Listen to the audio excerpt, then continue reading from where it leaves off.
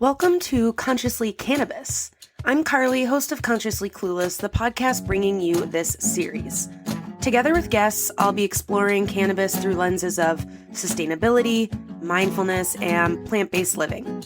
Bonus content from Consciously Cannabis will be available at patreon.com/consciouslycarly. Take a hit, or don't, all are welcome here, and let's get lit. Nice to meet you, Carly. Thanks for having us. Yeah, thank you so much. I have to admit, when I started the idea for the Consciously Cannabis series, I just made a list of people I would love to talk to. And, some people that feels like, oh, I'll hear back from them, and some it doesn't. And I was so overwhelmed to hear back and know that I was going to get to talk to you too. So I'm really honored. Oh, well, thank you so much for the kind appreciation. Truly. So welcome to the new series, Consciously Cannabis. All right. Yes. Maybe you could just tell us a little bit about your concept for the series before we get started. Sure. Yeah, that would be great. I have had this podcast, Consciously Clueless, for about 3 years now. I started during the pandemic after Googling, how do I start a podcast? I wanted to create a space where people could come to learn about how to live a more connected, conscious life and not feel like they had to do it perfectly. Hence the clueless part, where you could show up not knowing things and not feel bad about it. And right. Now that I'm in a state in Minnesota that we are legal, I feel like I could come out of the weed closet a little bit, which my mom was like, were you really in a weed closet? Did you think anybody didn't know? But I wanted to then be able to bring this lens of conscious living to the conversation around cannabis. So people in this, region and area, not that that's the only place people listen, but it's more popular right around the states that you release in. And I just thought it would be a good opportunity to talk about cannabis and dispel some myths and wellness and all of it, really. Great. Well, Firstman and I are always happy to dispel myths about cannabis. I figured you were the right people to talk to. In our job descriptions. And yeah, so happy to do that and, share whatever we've got with you. And yeah, it's such important work. There's so many people who would come into Harborside during the Harborside years and have questions that were completely legitimate questions that that any person should have who was exploring cannabis for the first time. And frequently they were embarrassed to ask the questions across the counter because they felt uncool. Yes. It was cool to ask that question. So they didn't ask the question, right? And would end up with a product that wasn't the right product because they didn't ask the question. And it was something that we really had to proactively train our staff to be able to pierce through that factor. So I think, giving people permission to not be experts, to learn is really important. So I applaud that approach. Thank you. I really appreciate that. Obviously, people can look into so much of the work that you have both done in these worlds. So I'm not going to make you do your history that people can Google of all of the work. I would like to say that the Last Prisoner Project was a really big eye-opener for me a few years ago, and I credit to a lot of my knowledge in growing in this area. So thank you for that work. Yeah, the Last Prisoner Project is something that's very dear to my heart. I was around when all these guys were catching these ridiculous sentences in 30 years ago. I was not as big as they were for the most part, but I was around and I was in the scene. And I remember being horrified when they caught those sentences. And our attitude was really simple, right? When they declared the war on drugs on us, we were like, we didn't declare this war, but we're not right either. And so now, 30 years later, we're finally getting our brothers and sisters in arms out of prison. Yeah, truly. And I did an interview earlier today with someone for the series talking about cannabis and sustainability. And no matter where the conversation is around people who really understand this and dive into it and care about this, you always end up back at racism and the structural imbalances are such a crucial part of this conversation that me as a white girl, I didn't have to think about for a long time. I was like, yay, weed, right? Like I can totally own that privilege and being forced to see those differences and how that is for other people of the world. Like it's crucial to being able to be a little bit more conscious. Yeah, and I'm sure Firstman has plenty to say on this, but from my point of view, you cannot understand the prohibition of cannabis without understanding the role that racism played in it. And it's the two are intertwined, like the braids on my hair are intertwined. Firstman, did you have anything to add? Yeah, every time the conversation of racism comes up for me, it's just really about people. That's what I think about. And I keep trying to say to my so-called white family that in all honesty, we are all pawns on this game, and it's almost like the rich people as use white people for a buffer zone, like the queen, to protect them from, and we are willing participants in the divide and rule space. And it's a lot of responsibility that is on that particular community to see that the privilege is not real. It's set up to divide the planet. It is set up to divide humanity.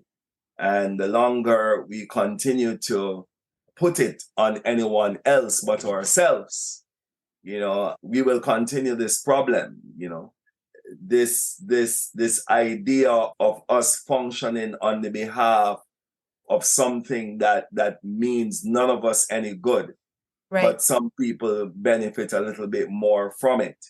There's no easy way through evolution. We have to find the hard things because it is through those potholes and through those ruts.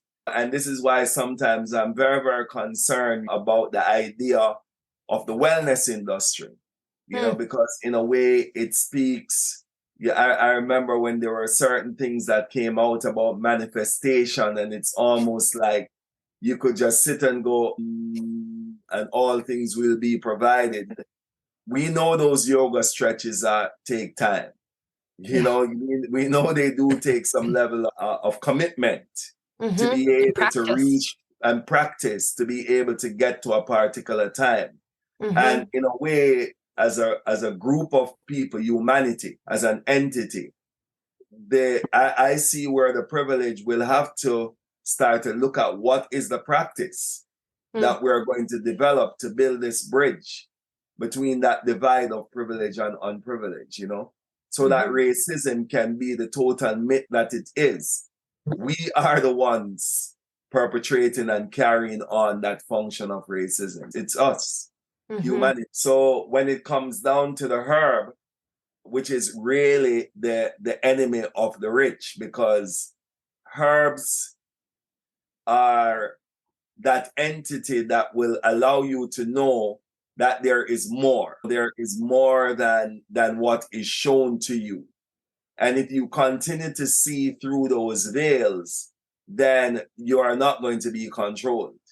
But the moment you're able to lift those veils, then of course you will have much, much better control of yourself, and you'll be able to have sovereignty, self-determination, which does not support, the idea of either democracy, colonialism, or anything like that. And once they got the plants out of the conversation, once they remove the idea of all things being divine, and now it's only the voice of human beings that lead human beings. And in a way, that's just where we are. It's important to know where you are so you can really know where you're going. Thank you for that. I think that the conversation around cannabis and wellness is really interesting right now. And the wellness industry as a thing, which I think you were kind of getting at, Firstman, is a whole that's a whole nother podcast episode, is kind of to get through the muck of the wellness industry. But how do you think wellness and cannabis are being talked about now? Do you think that it's a helpful conversation, or are there still a lot of misunderstandings with how to use cannabis for wellness? Well, when I started talking about cannabis in public, once I got my cannabis license in 2006 and Open Harbor Health Center, I got a lot of questions from reporters that were like, "Come on, Steve, how many people going to your dispensary are really patients? How many of them are really sick?" Right?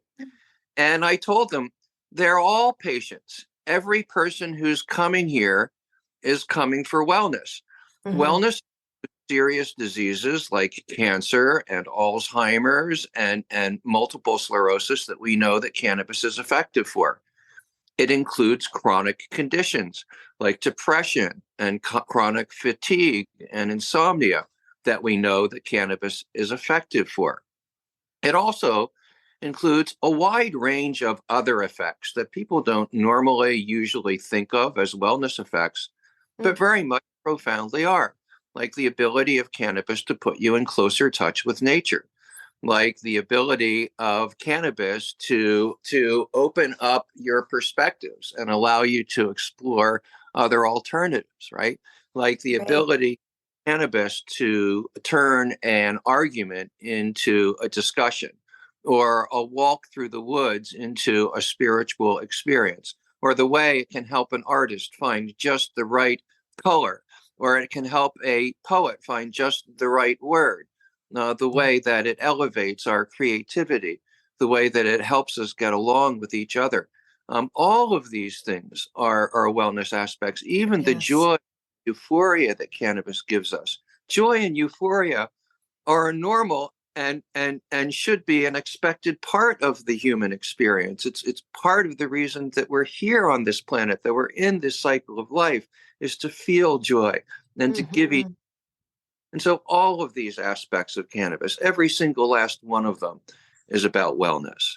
Now, the wellness industry is a different thing from wellness, but in my cannabis is profoundly a wellness entity, really. And if there was any doubt about that, the fact that we have an endocannabinoid system that endogenously produces many of the same cannabinoids that we get from the plant, and that system is the system that's responsible for maintaining all of our other life systems in good shape, is really the final proof. Cannabis is a wellness product. It's not an intoxicant. So if you were getting that reaction in 2006 and, jumping to 2023, do you still feel like you have to kind of explain why cannabis equals wellness, or is that becoming a more culturally known thing from your perspective? Well, I think we've been tremendously successful in changing the paradigm, the mass popular paradigm of cannabis use from intoxication to wellness. There are very few Americans now who don't know about the therapeutic effects of cannabis and give them credence. That's a massive turnaround. When in 2006, people were still rolling their eyeballs and going, "Come on, Steve, how many of your patients are really sick now?" Right? Yeah. That doesn't happen anymore, right? Well, on our side as Rastafari, when we think about wellness, we were more coming from the source, which is the mind. And how do we conduct and behave ourselves?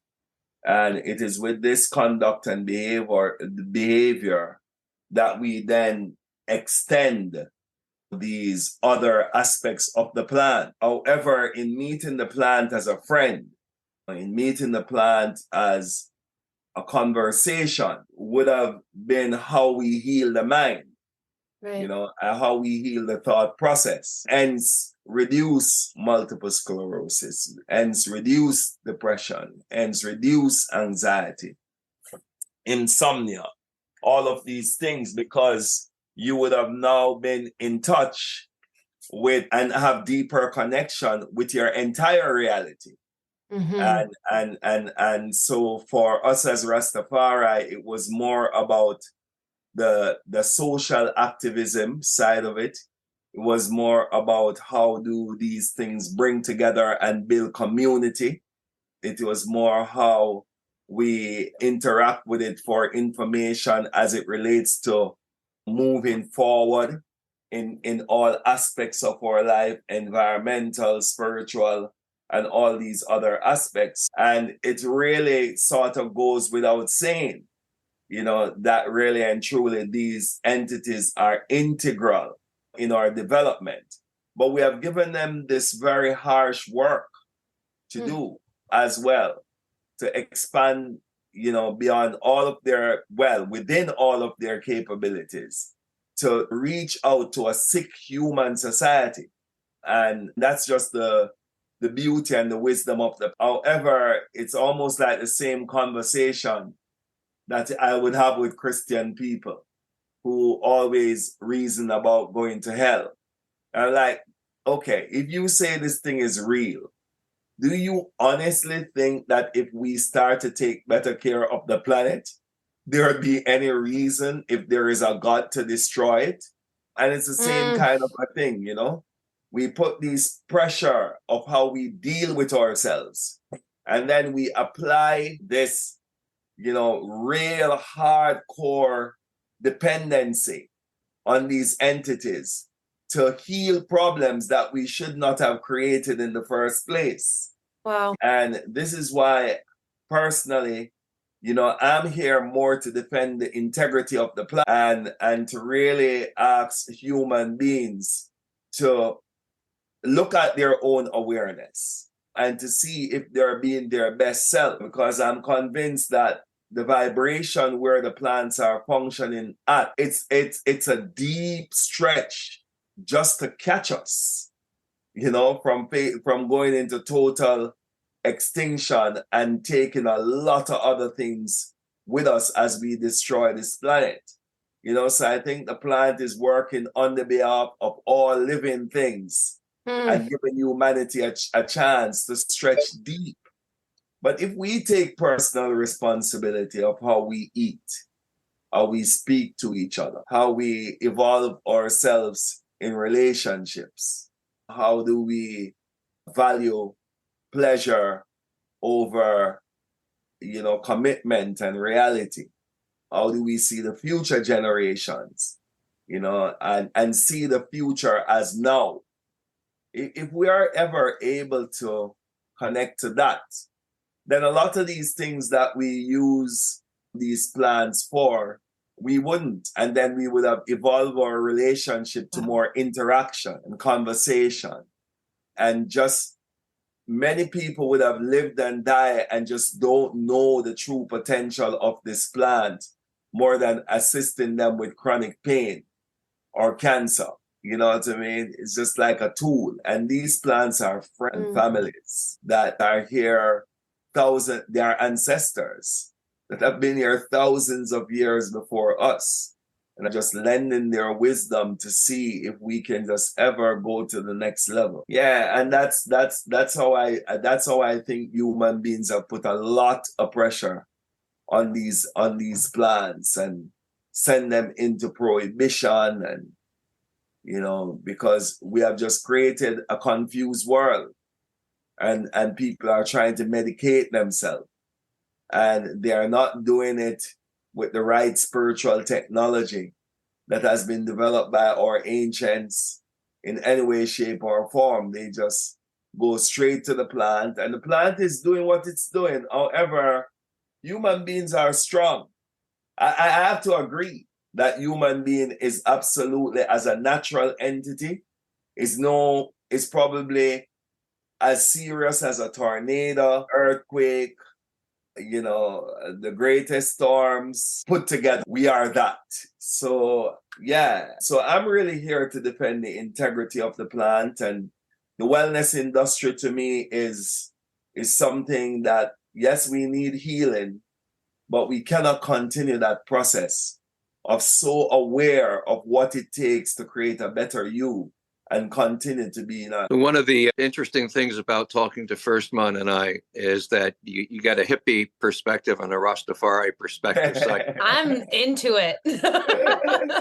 I am so into it because I love that it feels like, and please someone correct me if I'm wrong, but it feels like a lot of this conversation is, and I've thought about this too, is how do you, like you're saying, the integrity of the plant. I haven't used that phrase, but keeping the integrity of the plant as I learn more and more and using it for all these different reasons, but how do you not commodify it? And it just becomes another product of late stage capitalism, and then the integrity is gone. I think that's a little bit of what we're getting at. And where's that line? I'm not sure. Well, where hippie and Rastafari would connect is in a piece that Steve wrote about Top of the Pyramid.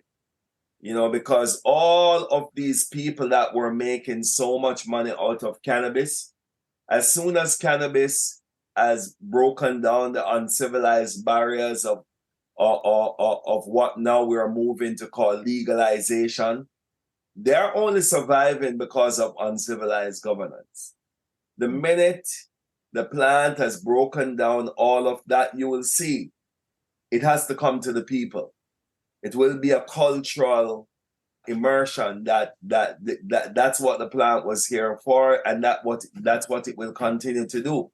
And capitalism does what capitalism does. However, I don't think they have any kind of a wisdom more than these plants, you know. So I think the plants are doing what they're doing. Poor capitalism, you know, thinking that they're having one up. Some had to win. There's no doubt. Some had to win. Right. And some good people actually came through in making those steps in the beginning, and some bad people too. But once the pyramid starts to grow, just remember it will go on the reverse. It will be flipped around, you know, and that's a space where Steve and I, we definitely connect. And we also see that these plants are here for rebelling, for social change. That's what Rastafari would have used it for, to be able to get a deeper understanding of self-determination. And then once you know how you want to determine yourself, then the next move is to do it. And that do it is the acceptance of life in its natural form. The issue we are having right now is in the spiritual community. The spiritual community has an opportunity to create its own roadmap, you know. But there's a lot of ego in the spiritual community, you know. There's a lot of transfer of the same behaviors of the capitalism into the spiritual community. Absolutely. We use the same type of contractual profiles when we're going to do any kind of a business together. We do the same type of communication protocols, you know, if we have to interface with something. And last night we did our first historic ceremony. Yes, we are connected to the hippie, but last night, Rastafari called first night, we connected to the Shipibo tradition, straight out of Peru.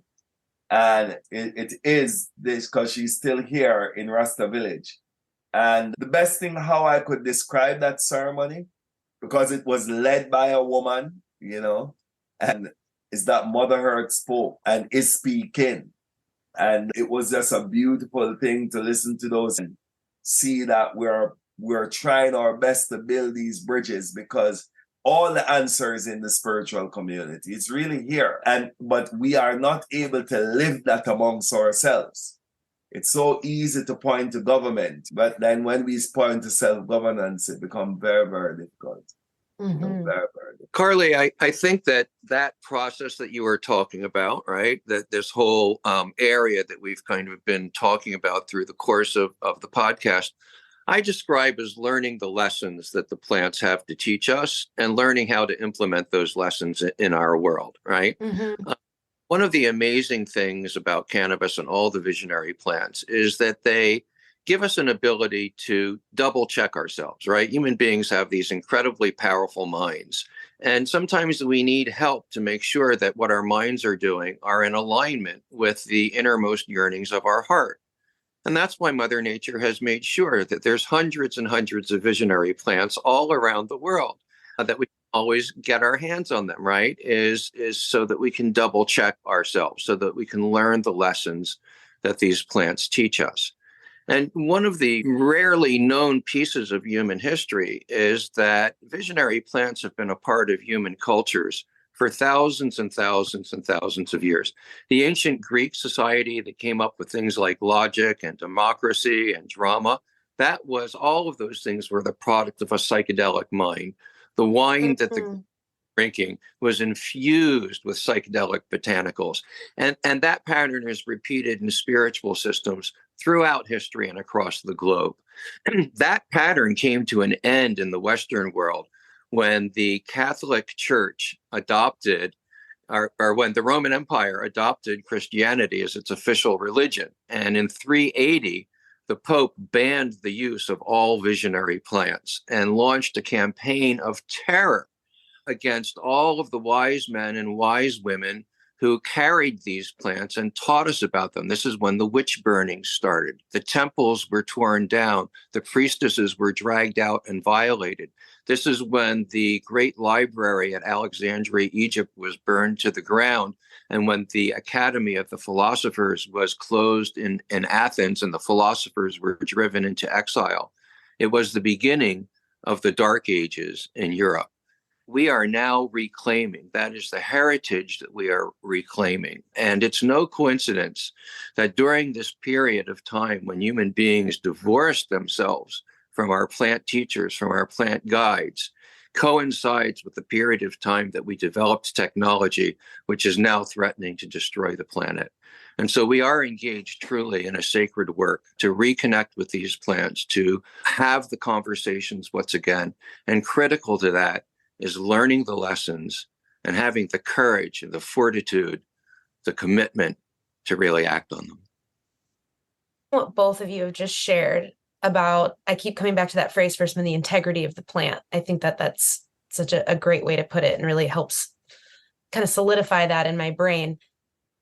Do either of you get frustrated or kind of, I don't know, not look down on is not the right word, but maybe get frustrated by people who are like, I'm just here for a good time. I'm just trying to get really freaking stoned. Like, does that feel like a misuse of the plant, or is that a part of the experience? Not so much people who say they're just here to make a bunch of money. Fair. I mean, judgment is always dangerous, you know? Right. I was kind of trying to avoid that, but I was basically asking you if you judged. So I don't know why I was skirting around it. Hey there, it's me. If you're digging this conversation so far around conscious living in this episode, and you're feeling inspired to make change, that's literally why I'm here. If you want sustainable ways to be sustainable, you hear eco-friendly or green and wonder if you're doing it right. You want to make your diet more earth-friendly by going vegan. You want to live a more connected life, but you're not even sure what that means. No judgment. It is possible to feel excited about making changes to make a difference in the world every single day with your choices, to go vegan and stay vegan without feeling like you're missing anything, or to learn how to make good choices for the planet without feeling stressed. I help folks who are ready to make changes in their life that support their health and the world around them through supportive coaching, practical education, and steps that make you enjoy the process. If that's you, email me at consciouslycarly@gmail.com and let's chat. Back to the episode. You know, the other day I went to this conference and I was asked to give the blessings. And this was after a bureaucrat and a politician came on the stage, and the politician was just saying some things that was so painful to me, you know, just to listen. Again, people who have never interacted with the plant, but they are the ones making regulations and pulling on treaties and what they have to do to make sure that they can stay in line with member states. And, you know, I decided that I was supposed to give the blessings at the beginning. And of course, I was late. So they said, well, okay, give the blessings at the end. And at the end, I realized that I could not give a blessing. I could only ask for forgiveness. And that forgiveness that I did ask for was for my ancestors who ran out of the mountains from helicopter, people who in Jamaica, it was like 1 year and 6 months mandatory sentence for ganja. No trial, just straight to prison if you were caught with a seed. If you were caught with a joint, it would be 7 years. And to watch how these people were treated, for this plant, and then to listen to a bureaucrat and a politician having conversations in this particular way, I really had to ask my ancestors for, I'm sorry, please forgive me, thank you, and I love you. If my presence there represented anything at all to do with condoning that type of a behavior. But I also had to ask forgiveness from the plant, who is playing a much longer game than a few lives that are being lost, and to ask the plant that if the pain that I feel in my soul is in any way discreditation to the method that she's using to allow politicians and bureaucrats and commodities to be the ones who are leading this conversation. I'm sorry, please forgive me, thank you, and I love you. So I live in that balance. I live in that balance to know that the plant is doing a lot of things, and some of these very stoned people, or those who just want to get stoned, are still a bit closer than those who wouldn't even. Right. On the spectrum, right? From like clueless to conscious. Yeah, you know what I mean? Because it's really medicated. Listen, man, colonialism, it's a serious thing. And people had to find a way how to medicate themselves. To survive. And you can't apply the right medication if you don't even know what is wrong. Oof. And that's the legacy of colonialism. For you to be sick and you don't know what the cause is for your sickness, and as I say, some people just feel privileged. That's a sickness. Mm-hmm. Once you think you're more privileged than someone else and you live and work on that, you're sick. And once you think that you're unprivileged, you're sick. How many of us have just accepted that? Lives and thousands of lives have already accepted themselves as either privileged or unprivileged, better or worse than someone else. And it continues today. It's a system. And human beings, unfortunately, can only live for just about 100 years. A system, 3,000 years, and it's just getting started. So there we go. Yeah, it's a thing. One of the commonalities between hippie and Rastafari with regards to cannabis is that we both were blessed by the plant to become empowered to break out conformity. And we talk about revealing oneself to oneself, right? We were in very different circumstances. We had different levels of privilege. We had different histories. But the plant spoke to us in this very similar way. And it allowed us to have a direct connection to the divine and to use the truth that we got there to take a look at the society around us and understand that the structures of that society, the conformity of that society was not in keeping with the innermost yearnings of our heart. It helped us see the trap of conformity that people have fallen into and find a light and find the courage to break ourselves out of that. It feels like a path to kind of return home. I hope that's a good giggle. Yeah, it is. Home has been disguised so much as a process, and that's also another sickness of colonialism. So Africans want to go back to Africa. People have been ripped from their story. And home is really humanity, no matter who you are. And that home is a long way home for us to really see that. And in a way, that journey is necessary because it is a long way that you have been taken away from that home and not being able to create your own reality. Right. Is a very serious thing, you know. Most of the time, as I say, human beings panic because we don't see a friend in these 1,000 years entities. So sometimes we start to rush at the end. Everybody wants to get it done right now. However, as I say, the plant is playing these very long games with us. You know, journeying step by step, offering our wisdom, tweaking as we go along. And that's an important ride to be around for. Very, very important ride to be around. So how did the two of you come to combine forces? And now you're leading retreats together, correct? Yes. I mean, I don't know. I think Steve explained it in the beginning.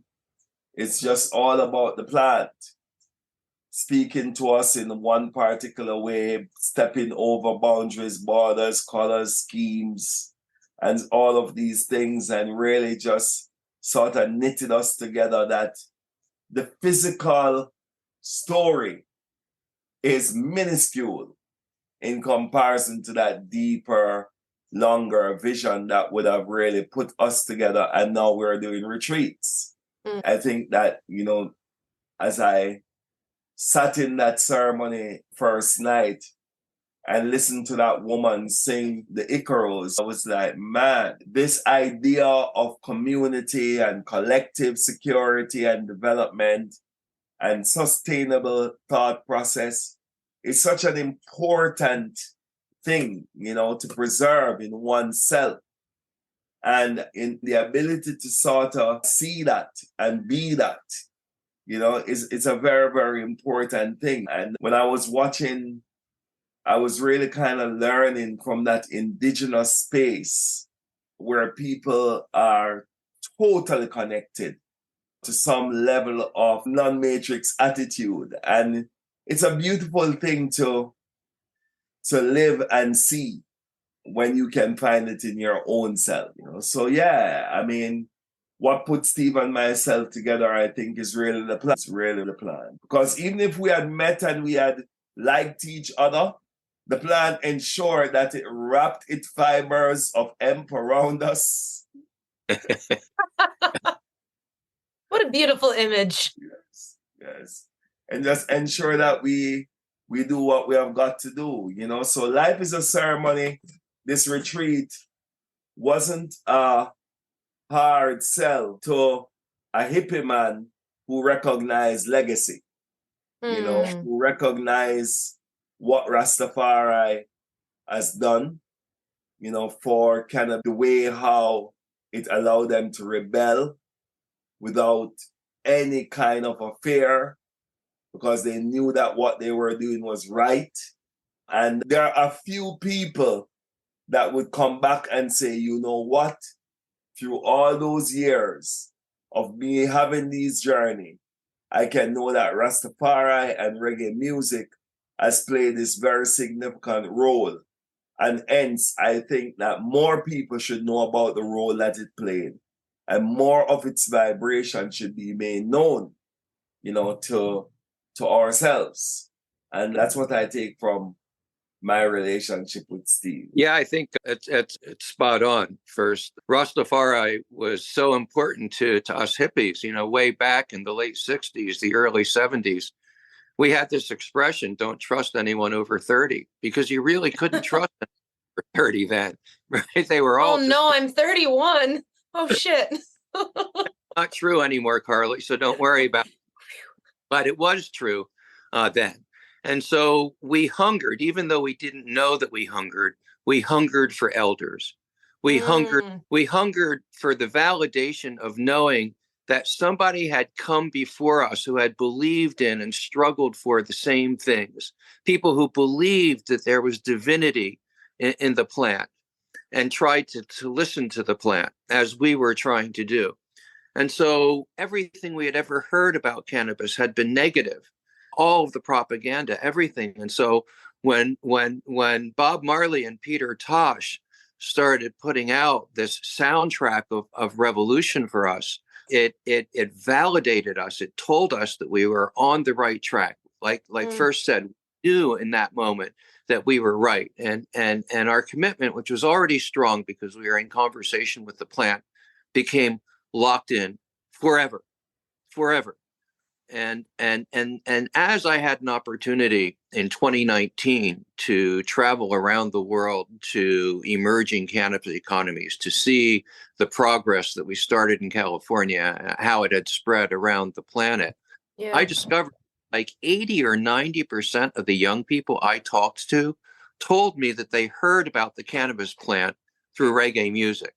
And through reggae music, they had also learned the lessons of Rastafari, the lesson of living with nature, the lessons of each individual, the idea that everyone has their own realm, right? Were also incorporated into their belief systems. And so now there are millions and millions, hundreds of millions of people around the world who have had basically their spiritual belief systems influenced by Rastafari, in not a very conscious kind of way, right? Almost just through osmosis. It's a good way, right? Now, Rastafari needs our help. Rastafari has always been under threat in Jamaica. In 1963, the government of Jamaica called for the people to bring in all Rastafari, dead or alive. And Rastafari had to flee to the bush and live there off of the land just in order to remain alive, just in order to survive. Yeah, and that part of our history that Steve is talking about can also, every time Steve talked to me about the Rainbow family and how they do things, coming out of that same type of a rebellion and taking over national parks and creating these kinds of experiences that were sovereign, didn't have a permission, didn't have license, but created these sovereign, authentic version. These are decolonizing steps. These are steps that allow us to decolonize the mind, right? And emancipate ourselves. And whether we are right or wrong, we're very sure about one thing is fuck the system, If that's the message, one thing people take away from this episode, that's it. Right? Yeah, exactly. Hell yeah. So writing that story of how we are not going to remain here in this mire, we're going to remove ourselves from here because anywhere is better, is a thing for us. So yeah, I mean, those are some of the parallels that we bring together, and I hope that this spiritual community can see that a lot of the answers and examples and pilot behavior that the world is looking for, to think about change, how to make things different, they're really looking to us. And when we don't have good relationships with each other as a community, as a community of plant people, and I'm telling you, man, there's a lot of ego in this community. A lot of ego. Did you want to follow up on something, Steve, after your thought before I said something else? Well, just looping back again to the way that Rastafari and hippie see this plant, and in some similar ways, right? For both cultures, it was a beacon of freedom. It was an inspiration to rebellion. It was a call to social justice. For us, the cannabis and all of the visionary substances weren't just about understanding ourselves and healing ourselves. It's important sometimes to put on the eye shades and go deep into yourself and do that work. But it's also important to take off the eye shades, to look into each other's eyes, to look at the natural world and what the human world that we have created is doing to the natural world, to engage in that process that I believe psychedelics call us to, right? To see, to double check, to make sure that what we're doing in our daily lives with our executive brains, these powerful, powerful brains that we have, are really in alignment with our hearts, with what we know is true and just and beautiful. And that's why these substances are here. And hippie and Rastafari have really seen them in this similar way. One of the things that has troubled me about the rise of the cannabis industry as opposed to the cannabis movement, right? And the cannabis movement, everybody understood that the system was rotten because it had been affecting us all of our lives.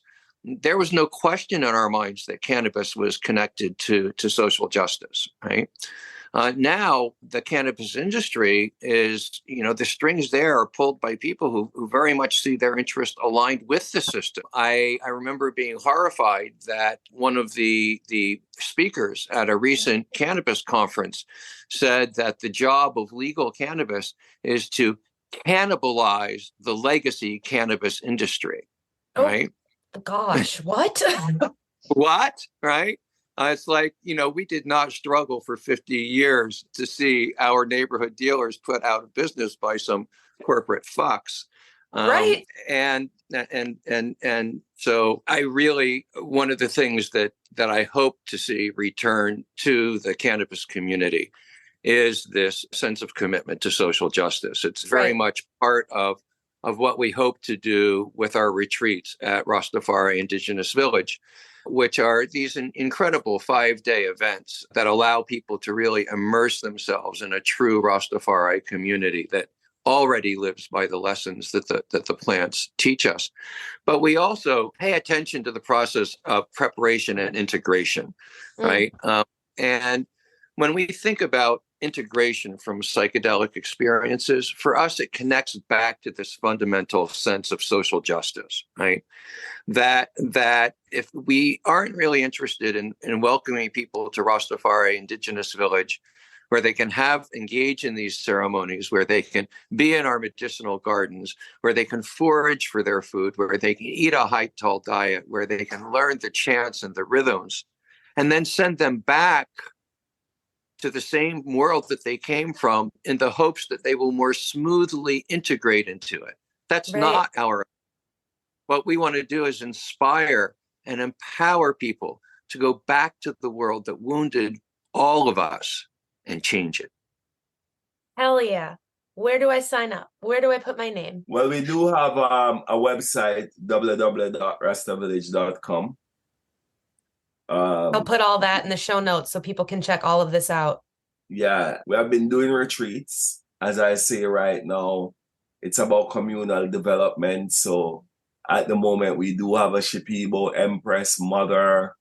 Well, I don't know if she's a mother, but I know that she's a woman in the village space, leading the process, which is just so amazing on so many levels, And so www.rastavillage.com or 876-285-4750, right? And you can, mainly WhatsApp is used in this country. So anybody's going to do anything, they should just do it via WhatsApp, But yeah, we also have river retreats on Instagram page. We're looking to do some great work with it in the next couple of weeks coming. Those are some of the ways how we can be reached. But telepathically, you can start having conversation with us. You can listen to a podcast like this. As I say at the beginning, you consciously clueless is good for me because it's like I consciously know that I don't know. And I think I would love to find out, though. That's why we met here today, was to find this was to solve all the world's problems. Didn't you know? That's why we're here right now. Yes. So we get up and do it. Okay. True. I appreciate both of you so much. Is there anything, I'm just trying to be cognizant of time, but is there anything that you wanted to share that I haven't given you space to? Well, I'd like to share with you this concept that came to me largely out of my visits to Rastafari Village and my reasonings with Firstman. And I call the vision one tribe. And, during 2019, which was the first time I visited the village, I was traveling almost every day of the year, more than 250 days. And I traveled to multiple different continents, 15 different countries. And I was hanging with cannabis people and visionary plant people in all of those places. And we were of all races, all religions, all economic levels. I was sitting around a table smoking weed at the same time with a billionaire and a former FARC guerrilla. And we're getting along together seamlessly, beautifully. Sometimes we would be traveling together and we would move through different cultures and different places, different experiences, and react to them and take things of value from them that were remarkably similar and in alignment with each other. And when that time ended and I parted from these folks, I felt real pain. I was really missing them in my. And so as I sat through 2020 and COVID, I had time to think about what had gone there. How had I developed such a strong connection in such a short period of time, an emotional connection, a love connection? Yeah. And I that no matter what our differences were, and there were many and they were profound, no matter what languages we individually spoke, the plants spoke to us in the same language.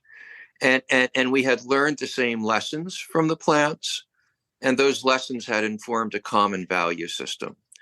And so no matter where we found ourselves in the world, no matter who we were, we valued creativity over conformity. We valued individual freedom over state or corporate authority. We valued nature over industry. We valued kindness over meanness. We valued inclusivity over judgment. The only thing we really can't tolerate is intolerance, right? Mm-hmm. This is who we are, plant people, earth people, no matter where we are, anywhere around the planet. And now there's hundreds of millions of us. If you talk to the UN, they say there's 300 million regular cannabis consumers. Oh, that's got to be low. We know that's an undercount by a factor of at least 3. Let's say there's 900 million there, right? Yeah. The US government admits that at least 30 million Americans have found their way to psychedelic experiences on their own. Some public opinion firms in the US are now estimating that 20% of adult Americans have found their way to psychedelic experiences. Similar things are going on all around the world. Right. Extrapolate all and add it up, we are as large as all but the largest nations on earth, and we may be larger than the largest nations on earth. And we cross all of the boundaries that normally separate human beings, and we have a common value system. So now we are truly one tribe. We have one value system. We are one people. And my belief is that a time is upon us now, a time I call the time of the convening, where we know, all of us can feel in our hearts that we've been called, that we're being called by the plants, that we're being called to a mission. But none of us individually can figure out what that mission is. Only tribe, only by convening, only by conversing, only by sitting in ceremony with each other, opening our hearts to each other, healing our differences, are we going to be able to figure out what this call is and begin to take action to do what it is that we are being called to? And so I think, every now and then the universe graces me with these visions. And that was, one of the most important ones that ever I got a download for. And so I appreciate you giving me the opportunity to share that. Yeah, thank you. That was really beautiful. I'm going to be listening to that soundbite a couple of times. Thank you for that. I encourage all of the viewers and listeners to go down to Rasta Village and meet Firstman. I think find what I found, that he's an incredible teacher, an inspiring human being. He is someone who now in these days it's possible to get close to sit next to have experiences with. And I encourage everybody to take advantage of that, to meet the other incredible people who live at the village. Queen Eye, who is one of the... She was there in the beginning of our little video chat for just a minute. I met her.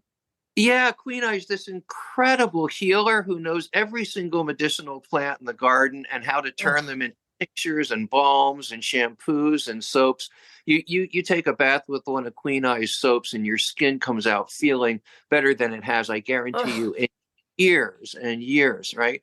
Kintoto, who makes drums by the oldest African methods, taking the stump of a tree and chiseling it out bit by bit by bit, spliff hanging out of his mouth, talking about he never had a boss. He does what he wants to do every single day, making his drums and passing down that right.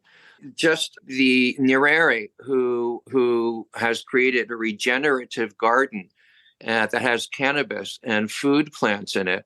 But all of them are arranged in not by rows, but by relationships. And Nyerere can walk you through the garden and show you a grouping of plants and talk about the relationship, how one plant attracts insects that are predators for insects that may prey on a different plant.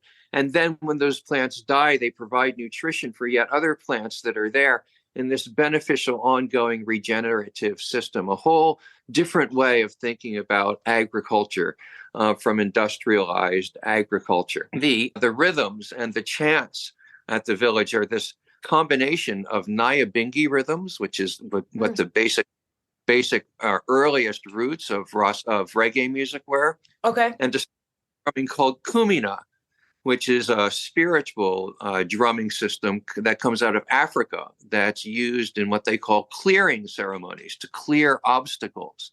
And so folks will gather together in prayer ceremonies, and the sponsor of that ceremony will have a declared obstacle that they want to clear. And the drumming will begin and the dancing will begin. And the energy will be called in. The spirits will be called in. They will be danced with. They will be talked with.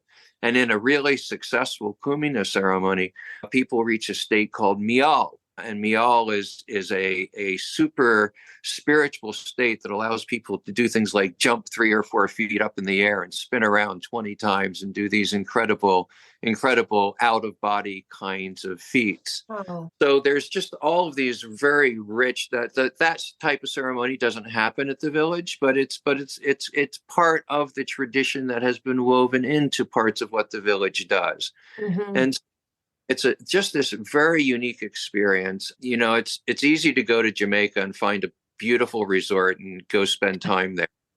But it's very rare to be able to go to a true Rastafari village with elders, with children, with artisans, and be able to experience this way of life in such an intimate kind of way.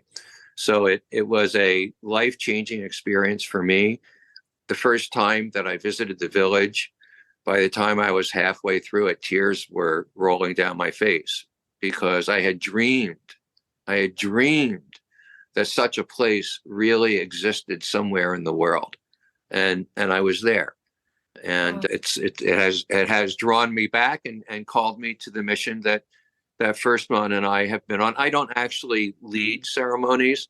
Mm-hmm. I've been an underground legacy Thanks smuggler for and dealer of and an Consciously activist. Cannabis. I fought If the you're federal not ready for this government episode on to be multiple over, fronts, don't worry. since I was Every basically Consciously Cannabis 16 episode years has old. bonus content. There's a lot of blood Sometimes and gore guests and I will smoke that's together. dripping off Maybe you'll of see me some of my that I friends and I have to toke deal up. with on a Who personal knows? level Go to before I can walk into a patreon.com/consciously ceremony curly and and get think that I all would the be bonus able to content. lead it. And And thank you still so much for engaged listening in to this that new kind series. of work around my If you own enjoyed it, remember trauma, to around hit my subscribe own wherever grief you for listen to all your the people podcast. that didn't Share it make with it a this friend. far. Tell someone you I'm know. really more of a Anything supporter, helps, and I just so a appreciate supporter it. of See the you next village, time. lending some of the skills that I've been able to develop in the mainstream business world to be able to support what they do already so beautifully, and to introduce other people to the experience. So again, just really appreciate this opportunity to tell your viewers about the special things that are going on there.